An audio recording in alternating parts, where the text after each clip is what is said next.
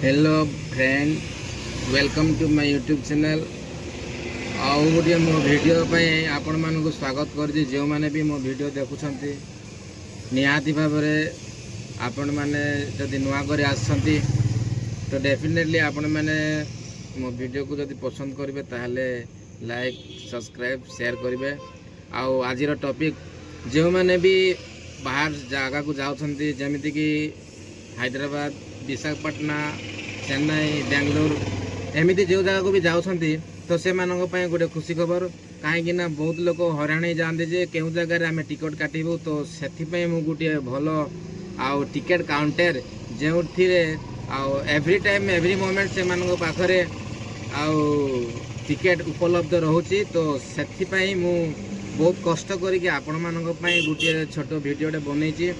जो मैंने भी बाहर को जाउछंती तो से मानक गोटे खुशी खबर तो आउ से जगार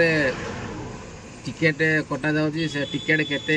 कौन नौची से विषय भी मुझे पचारि कि आपण मानक मु कहबी। आउ पारलाखेमुंडी रे तो यह नाही आउ पारलाखेमुंडी रु पादीपाटना आसवा को पड़ो तो पादीपाटना रे से काउंटर टी कौन से दुकान रो नाम कौन से सबकि आपण मानक डिटेल्स मु आउ जणेबी निहाती भाव में आरंभ शेष पर्यंत देखिए। तो फाइनली यही जगह रे दुकानटा अच्छे देखुवे चलतु देखा से जगह को मुझे मानक से दुकान पाखक नहीं जाऊँगी। पोस्टरटा यही पोस्टरटा अच्छी देखु यही जगह रे टिकेट काउंटर अच्छी जो मैंने भी हैदराबाद जो जगह को जावाई चाहते निहाती भाव में ऑफिस रे आसिकी टिकेट काटे।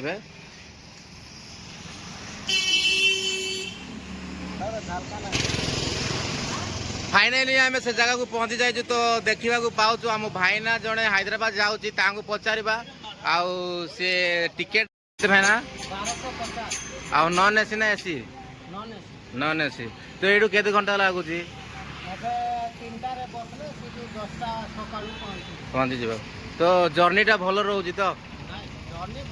रास्तार कौन असुविधा है झाड़ा पानी जहाँ भी आमर जी भाई कहतु सिकंदराबाद जी तो बस रे केते टिकेट नौ 1450 तो निहाती भाव में जापारे भाई मैंने भी टिकेट पाई जगी से मैंने भी जानी नथिले पचारिकी आसिक जगह पहुँची तो 1450 टंका नहीं